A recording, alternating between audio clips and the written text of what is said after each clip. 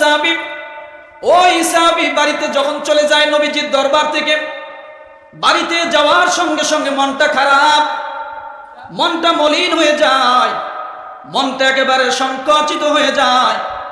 বিবি যখন তাকে খাইতে দেয়, খাইতে পারে না, চোখ দিয়ে টপ টপ করে পানি ছেড়ে দেয়।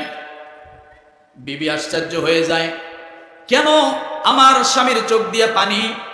কোন কারণে কান্না? কেন কান্না করে? শুধু কান্দে আর কান্দে, খাইতে বসলে কান্দে, যখন শুইতে যায় শোয়ার সময় কান্না করে। সে কোনো কিছুতেই দমে না, বারবার চোখ দিয়ে পানি গড়ায় গড়ায় পড়ে। স্ত্রী ডাক দিয়ে বলে, স্বামী, আমি কি কোনো বেয়াদবি করেছি? আমার উপর কি তোমার কোমর মন খারাপ? বাড়িতে আসলেই তোমার মনটা কেন অন্ধকার? তোমার মুখটা কেন মলিন? তোমার চোখ দিয়ে কেন পানি? সাহাবী যখন শুইতে যায়, ঘুমায় না, ঘুমায় না, সারা রাত ডান দিকে হয়, বাম দিকে হয়, ডান কাত হয়, বাম কাত হয়, আর শুধু চোখ দিয়ে পানি। স্ত্রী এত জিজ্ঞাসা করে, স্বামী গো, কেন এত কান্না করেন? কান্নার কারণটা কি? কিছুই বুঝি না। এবার স্ত্রীকে ডাক দিয়ে বলে, স্ত্রী গো, আমি যখন রসুলের দরবার থেকে বাড়িতে আসি, আমার মনটা খারাপ হয়ে যায়।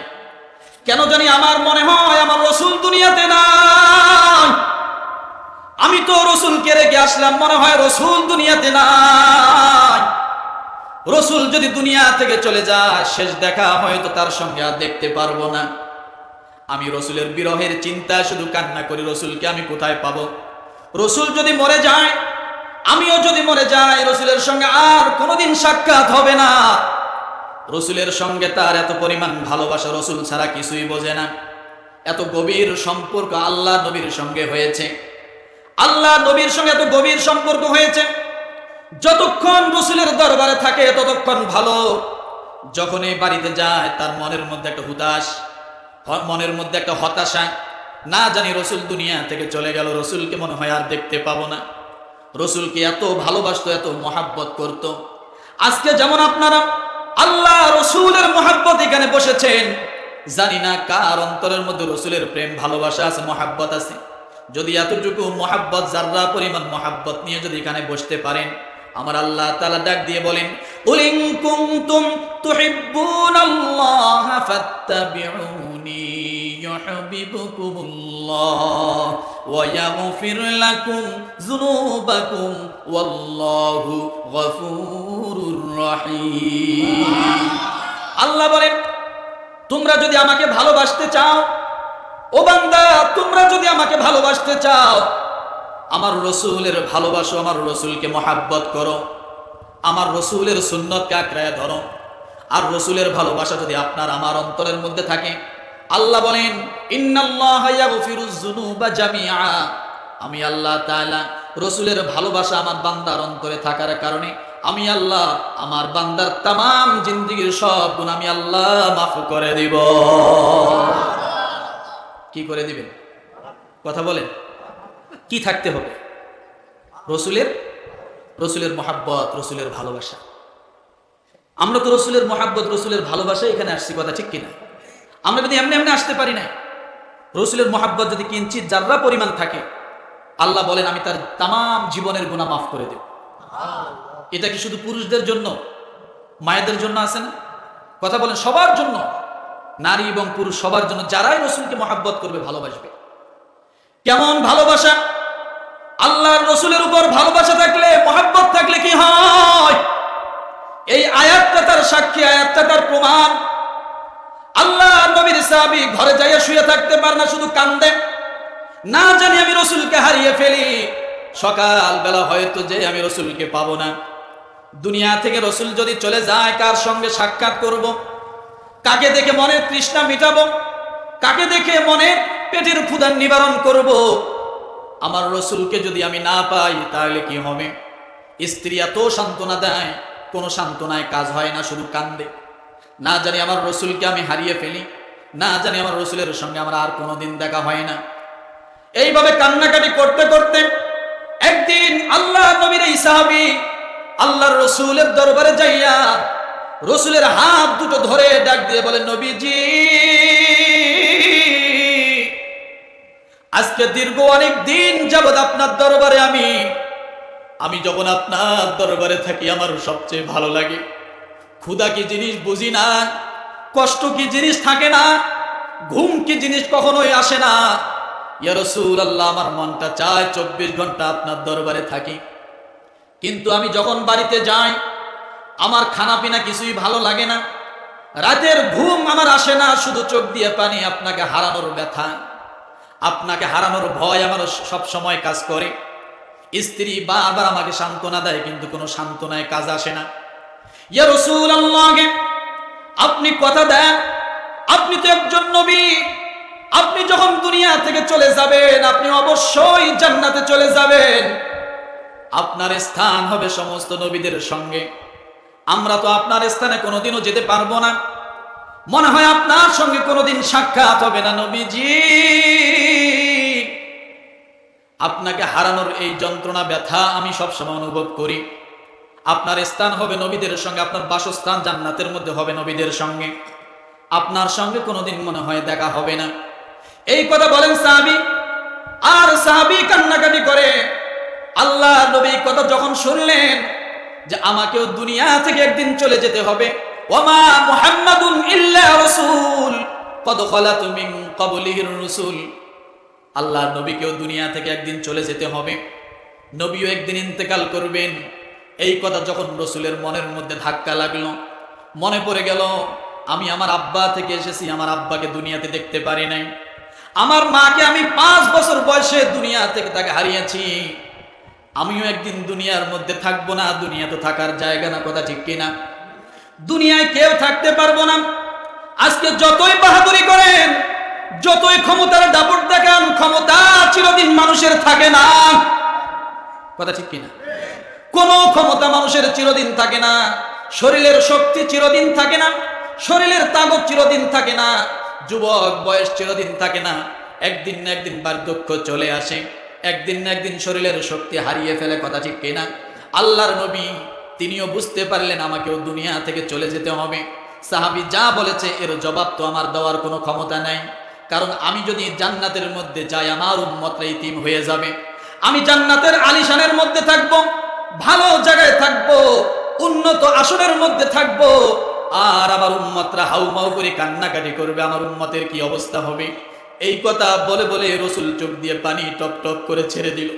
রসুল ফুফিয়ে ফুফিয়ে কান্দে, সাহাবীর কথার জবাব আল্লাহর নবী দিতে পারতেছে না। ওই সময় আশপাশ যত সাহাবায়ে কেরাম ছিল সব সাহাবায়ে কেরাম কান্নাকাটি করে। আল্লাহর নবী মাথাটা নিচু করে কান্দে, আকাশ বাতাস মুখরিত হয়ে গেল কান্নায়। ফেরেশতারা চোখ দিয়ে পানি টপ টপ করে ছেড়ে দেয়, মালিক তোমার রসুল কান্দে দুনিয়ার জমিনে বসে, তোমার রসুলের সাহাবায়ে কেরাম কান্দে ইতিম হবে জন্য দুনিয়ার জমিনে বসে। আসমান কেন জানি মেঘাচ্ছন্ন হয়, মনে হয় মাথার উপরে চলে আসলো। এই যে কান্নাকাটি কান্নাকাটি সমস্ত মদিনার মধ্যে একটা কান্নার রোল পড়ে গেল। সময় জিবরাইল আমিন এসে চলে আসলো আল্লাহর নবীর সামনে। জিবরিল আলাইহিস সালাতু ওয়াস সালাম এসে মুস্কি হেসে দেয়। আল্লাহর নবী কান্দে, সাহাবায়ে কেরাম কান্দে, কিন্তু জিবরিল আমিন ফেরেশতা এসে আল্লাহ রাসূলের সামনে মুস্কি হাসে, বলেন সুবহানাল্লাহ। আমার জীবন, আমার মরণ, আমার জিন্দেগি, ইয়া ইলাহি ইয়া ইলাহি কবুল করো আমার বন্দেগি। আমার জীবন, আমার মরণ, আমার জিন্দেগি। আল্লাহু আকবার। কষ্ট হচ্ছে আপনাদের? কষ্ট হচ্ছে? রসুল কান্দে, জিবরিল এসে কি করে? কথা বলেন। সাহাবায়ে কেরাম কান্দে, জিবরিল এসে মুস্কি হেসে দেয়। আল্লাহর নবী বলেন, ও আমার সাহাবী, তুমি যে প্রশ্ন করেছো উত্তর আমার কাছে নাই, কারণ আমি জান্নাতের মধ্যে থাকবো। কোন স্থানে থাকবো? অবশ্যই নবীদের স্থান হবে জান্নাতের উঁচু মাকাম, কথা ঠিক কিনা? কারণ এই দুনিয়ার জমিনে যত নবী আসছেন সমস্ত নবীরা ছিল নিষ্পাপ, একজন নবীরও কোনোদিন কোনো একটা গুনাহ ছিল না। যদিও কোনো সামান্য সময় কোনো এদিক সেদিক বিচ্যুতি হয়েছে, আল্লাহ নিজে গুনাহ ক্ষমা করার জন্য দোয়া শিখায় দিয়েছে, রব্বানা যালামনা আনফুসানা ওয়া ইল্লাম তাগফির লানা ওয়া তারহামনা লানাকুনান্না মিনাল খাসিরিন। একটু বিচ্যুতি হয়েছে, আল্লাহ নিজেই গুনাহ ক্ষমা করার জন্য যে ওষুধ, যে মেডিসিন আল্লাহ নিজেই দিয়ে শিখাই দিয়েছেন, আপনি এটা পড়ুন, আমি আল্লাহ গুনাহ মাফ করে দেব। 350 বছর কান্না করে একটি ভুলের কারণে, একটি ত্রুটি বিচ্যুতির কারণে আল্লাহ দোয়া শিখাই দিলেন, রব্বানা যালামনা আনফুসানা ওয়া ইল্লাম তাগফির লানা ওয়া তারহামনা লানাকুনান্না মিনাল খাসিরিন।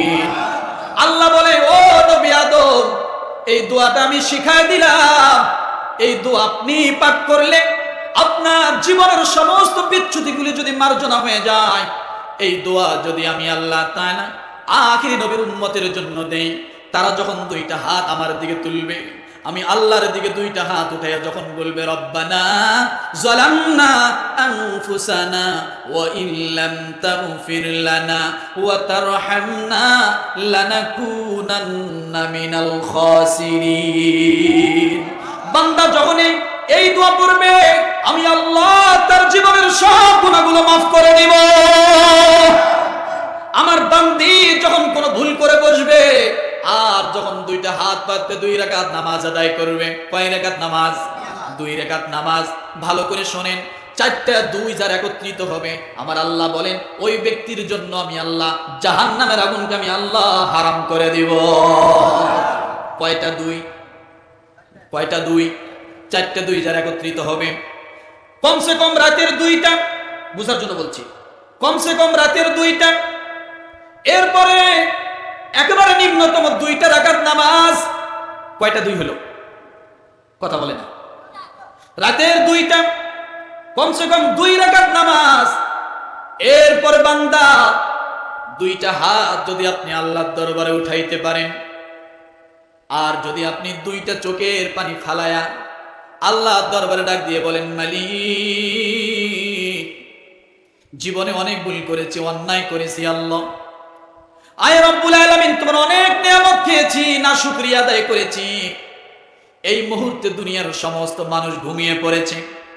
আল্লাহ বলেন, আল্লাহু লা ইলাহা ইল্লা হুয়াল হাইয়ুল কাইয়্যুম লা তাখুযুহু সিনাতুন ওয়ালা নাওম।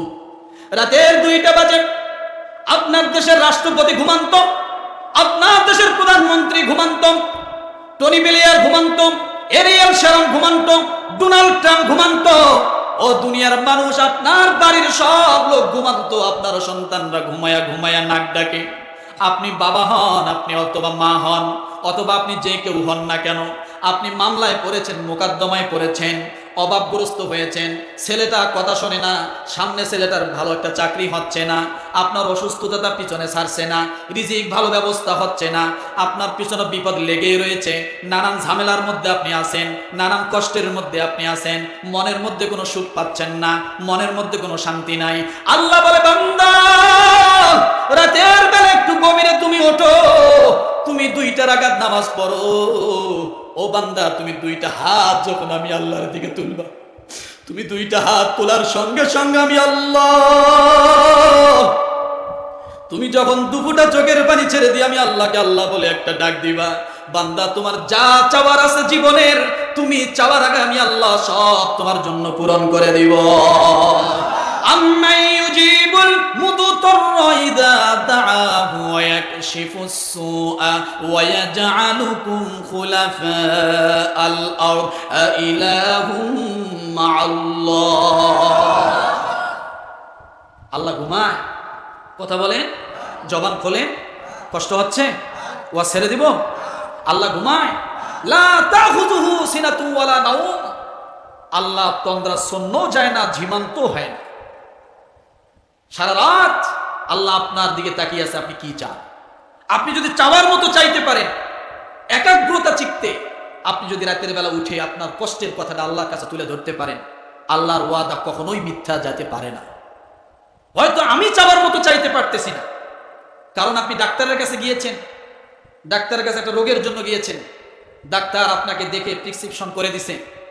এখন আপনি সেই ডাক্তারের কাছে যাওয়ার পর, প্রেসক্রিপশন করার পরে আপনি ওষুধ এনে খাচ্ছেন, কিন্তু ডাক্তার যে নিয়মে আপনাকে ওষুধ খেতে বলেছে, আপনি সেই নিয়মে ওষুধ খাচ্ছেন না। সকালেরটা দুপুরে, দুপুরেরটা রাত্রে এলোমেলো করে খাচ্ছেন, অবহেলা করতেছেন। এই রোগীর রোগ কি ভালো হবে? কথা বলেন। এখন আপনি ডাক্তারের কাছে যা বলেন কি ওষুধ দিলেন, আমার রোগ তো সারতেছে না।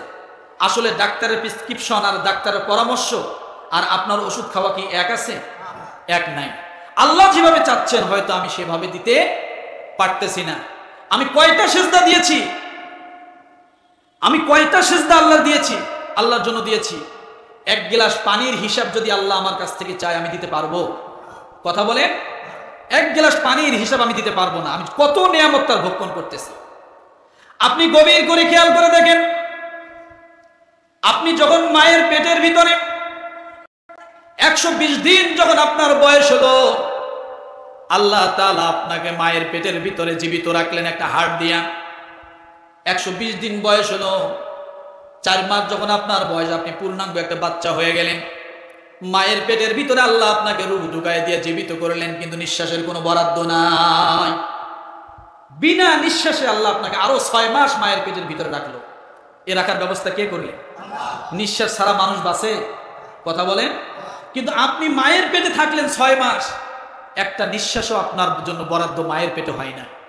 কারণ মায়ের পেটে যদি আপনি নিঃশ্বাস নিতেন, যখনই নিঃশ্বাস টান দিতেন, আপনার নাকের ভিতর দিয়ে সব রক্ত পানি সব আপনার নাকের ভিতর দিয়ে ঢুকে যেত। বিনা নিঃশ্বাসে আল্লাহ আপনাকে কি করছেন? জীবিত রাখলেন।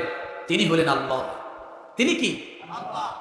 আপনি যখন দুনিয়ার জমিনে আসলেন, দুনিয়ার জমিনে আসার সঙ্গে সঙ্গে বাচ্চা কেন কান্না করে? মায়ের পেট থেকে যখনই বাইর হয় বাচ্চা একটা কান্না করে, কথা ঠিক কিনা? আল্লাহ ডাক দিয়ে বলো, ও ফেরেশতা, আমার বান্দাটা দুনিয়ার জমিনে যাচ্ছে, এক্ষণে যাও বান্দার নাকটা তোমরা পরিষ্কার করে দাও। বান্দার নাকটা যখন পরিষ্কার করে দেয় ফেরেশতারা, তখন এই বাচ্চা কান্নাকাটি করে। আমার আল্লাহ তাআলা ডাক দিয়ে বলে, দুনিয়ার মানুষ, গোস্ত খাও, কোরমা খাও, পোলাও খাও, ইলিশ মাছ খাও, এত কিছু খাবারের ব্যবস্থা আমি আল্লাহ তোমার জন্য করে দিলাম। বান্দা, মায়ের পেটের ভিতরে আমি আল্লাহ তোমার জন্য রূহটা ঢুকায় দিলাম। ও বান্দা, বিনা নিঃশ্বাসে মায়ের পেটের ভিতরে আমি আল্লাহ তোমাকে জীবিত রাখলাম, কিন্তু আপনি ঘুমাইয়া গেছেন, তারপরও নিঃশ্বাসটা কিন্তু বন্ধ হয় নাই। হয়েছে নাকি বলেন? নিঃশ্বাস যদি বন্ধ হতো 5 মিনিটের জন্য, আপনি বাঁচতেন নাকি বলেন? আপনি কোনোদিন বাঁচতেন না। আর বাইর হবে না, আপনার পেটটা ফুলে যাবে, আপনি মরে যাবেন।